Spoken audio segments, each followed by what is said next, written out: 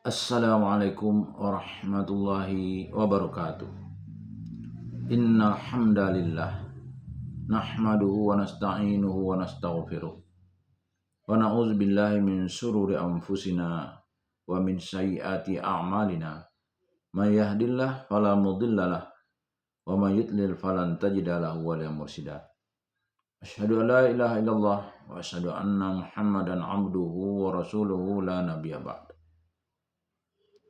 Bapak-bapak, ibu-ibu yang saya hormati, serta generasi muda yang saya sayangi. Baiklah, pada kesempatan yang berbahagia ini kita akan melanjutkan membaca buku Tafsir Al-Azhar yang pada kesempatan ini akan kita bacakan pada ayat 180 sampai ayat 182. Pada juz yang kedua. A'udzu billahi minasy syaithanir rajim. Bismillahirrahmanirrahim.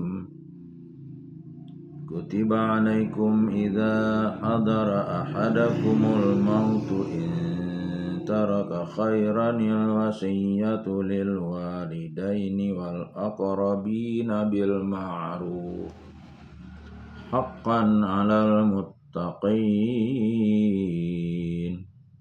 Faman baddalahu ba'da ma sami'ahu fa innama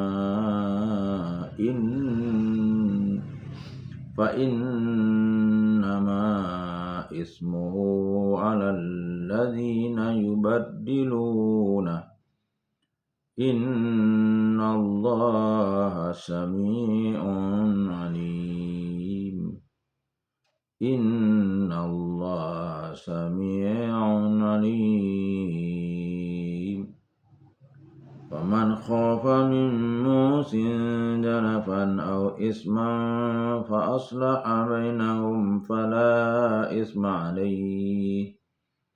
Innallaha ghafurur rahim. Ayat 180. Diwajibkan atas kamu apabila seseorang daripada kamu hampir mati, jika dia ada meninggalkan harta supaya berwasiat untuk kedua ibu bapa dan keluarga terdekat dengan baik. Kewajiban atas orang-orang yang takwa. 181. Maka barang siapa yang mengubahnya setelah dia mendengarnya, tidak adalah dosa melainkan atas orang yang mengubah-ngubahnya itu.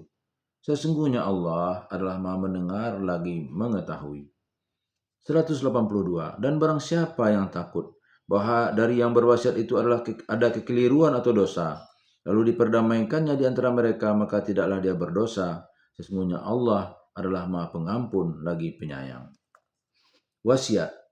Ayat yang di atas membicarakan soal orang yang mati terbunuh dan hukum qisas. Senafas dengan urusan kematian, maka Tuhan menerangkan lagi apa yang patut diperbuat oleh orang yang hampir mati. Satu waktu orang ditimpa sakit dan dia sendiri kadang-kadang telah merasa bahwa sakitnya itu adalah yang penghabisan di dunia. Satu waktu orang pun merasa dirinya sudah tua, sudah dekat masanya dia meninggal dunia. Pada saatnya demikian Tuhan menganjurkan meninggalkan wasiat. Diwajibkan atas kamu apabila seseorang daripada kamu hampir mati, jika dia ada meninggalkan harta, supaya berwasiat untuk kedua ibu bapa dan keluarga terdekat dengan baik. Kewajiban atas orang-orang yang takwa. Ayat 180. Patut juga kita ketahui perhatikan pendapat ulama mengenai ayat wasiat ini. Setengah ulama berpendapat bahwasanya ayat wasiat yang ini tidak berlaku lagi setelah turun ayat lain yang termaktub dalam surah An-Nisa yang telah terang menyatakan pembagian waris. Ibu dan bapak telah ada ketentuan baginya, maka segala keluarga qarib yang telah mendapatkan pembagian waris, kata ulama itu tidak lagi terkena oleh ayat ini. Jadi ayat ini mansukh.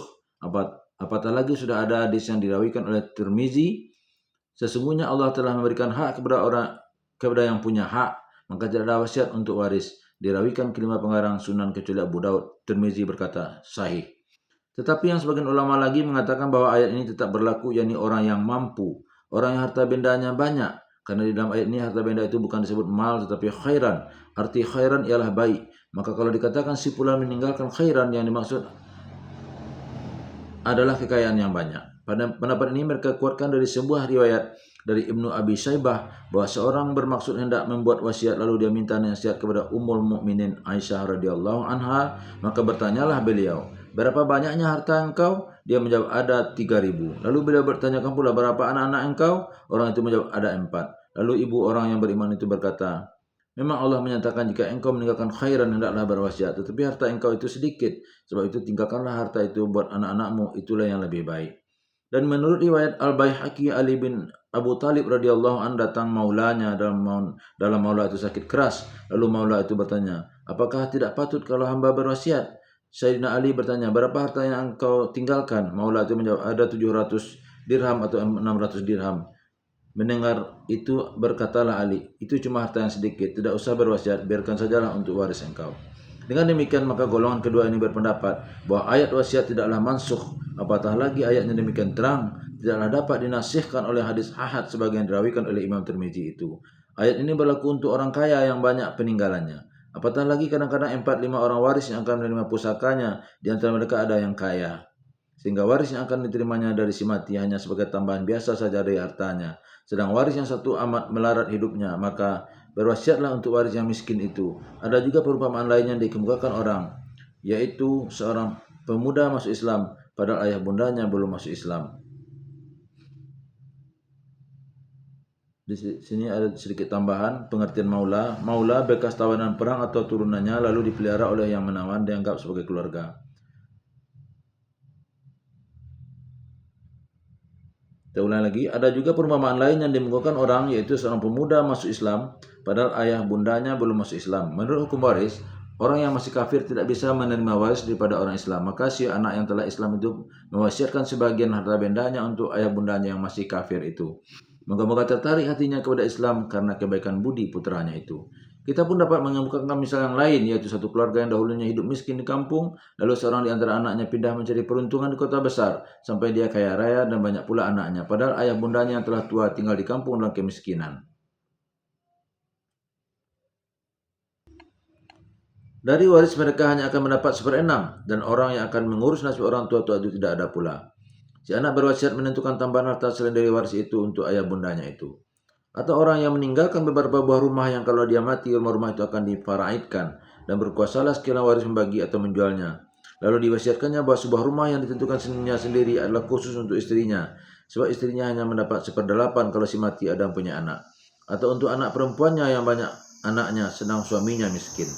Tetapi kalau yang akan ditinggalkannya hanya harta yang sedikit, apalah gunanya berwasiat? Dan peganglah cara yang ditunjukkan oleh Aisyah dan Ali bin Abu Talib itu, dan ingat lagi bahwasanya dalam ketentuan wasiat tidaklah boleh lebih daripada 1/3 jumlah harta, supaya jangan teraniaya pula waris yang berhak menurut pembagian mereka masing-masing. Di ujung ayat dikuatkan lagi, ialah berwasiat itu menjadi kewajiban bagi orang yang bertakwa. Sebab itu jika engkau diberi Allah rezeki, janganlah sampai seketika engkau menutup mata meninggalkan kekacauan dalam kalangan keluarga. Masih juga hendaknya engkau meninggalkan kenang-kenangan yang baik untuk mereka, yang akan mereka ingat-ingat setelah engkau tak ada lagi. Dan amat baik bahkan dianjurkan dalam agama jika wasiat itu dituliskan. Ada baiknya jika dibawa ke muka notaris, yaitu secara zaman modern kita ini. Maka barang siapa yang mengubahnya sesudah dia mendengarnya, tidaklah ada dosa melainkan atas orang yang mengubah-ubahnya itu. Sesungguhnya Allah adalah Maha mendengar lagi mengetahui. Ayat 181. Dengan ayat ini teranglah bakal terjadi kecurangan dari yang mendengar wasiat. Biasanya pada wasiat yang tidak tertulis dan tidak pakai saksi lain, maka yang berwasiat tidaklah berdosa lagi, sebab kewajibannya telah dilepaskannya. Yang berdosa ialah siapa yang curang itu, baik yang mendengar atau waris lain yang tidak suka setia memegang bunyi wasiat korup karena loba dan tamak. Oleh sebab itu, hendaklah pegang teguh wasiat si mati dan jalankan dengan setia. Janganlah sampai harta benda pencarian orang yang mati itu yang telah didapat oleh si waris sebagai kekayaan yang tiba-tiba menjadi fitnah. Sebab segala bunyi wasiat si mati dan pertanggungjawaban yang mendengar wasiat dan waris yang akan menjalankan sepanjang wasiat, semuanya adalah didengar dan disaksikan oleh Tuhan, dan hati jujur atau hati curang diketahuinya. Dan barang siapa yang takut bahwa dari yang berwasiat itu ada kekeliruan atau dosa, pangkat ayat 182. Misalnya dia meninggalkan wasiat yang keliru, yang kacau sehingga merugikan kepada waris, atau wasiat yang mengandung dosa, seumpama memungkiri pewarisan kepada setengah anak karena pengaruh beristri banyak, atau banyak dia memberikan wasiat kepada keluarga lain yang bukan waris, padahal harta yang akan dibagi hanya sedikit, sehingga timbullah silang sengketa di antara para waris dalam menerima wasiat. lalu diperdamaikannya di antara mereka, maka tidaklah dia berdosa. Artinya tidaklah salah perbuatannya itu. Bahkan terpujilah dia menyelesaikan yang kusut, menjernihkan yang keruh di antara orang berkeluarga. Sesungguhnya Allah adalah Maha Pengampun lagi penyayang. Ujung ayat 182. Mungkin juga maka di dalam ayat ini dikatakan tidaklah berdosa jika dia suka memperdamaikan. Ialah karena kadang-kadang apabila perselisihan sudah sangat memuncak, ditumbuhi nafsu serakah kedua pihak, kalau ada yang hendak memperdamaikan, amatlah sulitnya. Payah memasuki, apatah lagi tiap-tiap dicari kata perdamaian, kerap kali meninggalkan kesan tidak puas di antara kedua belah pihak. Sebab itu orang yang hendak mencampuri jadi ragu-ragu, maka dalam ayat ini dianjurkan Tuhan dengan kata yang halus sekali, tidaklah mengapa dan tidaklah berdosa jika engkau coba mendamaikan mereka, moga-moga berhasil. Apatah lagi mendamaikan di antara orang yang berselisih, termasuk dalam rangka amar ma'ruf nahi mungkar juga. Kalau berhasil perdamaian itu, maka segala sengketa yang lama diberi ampun oleh Tuhan, dan kepada si tukang damai Tuhan pun akan melimpahkan rahimnya. Maka dengan ayat ini satu kesan yang mendalamlah bagi orang mukmin dan orang yang bertakwa. Jika Allah memberikan kekayaan kepadanya, supaya jangan lupa berwasiat. Bukan saja untuk keluarga, bahkan wasiat jugalah untuk amal yang besar-besar. Jihad fisabilillah. Apatah lagi di zaman kita sekarang, agama kita menghendaki usaha-usaha pembangunan yang besar. Tirulah kebiasaan-kebiasaan yang baik dari jutawan-jutawan dunia yang mendirikan foundation untuk diambil orang faedah hartanya sesudah dia meninggalkan, sebagai Rockefeller Foundation, Carnegie Foundation, dan lain-lain.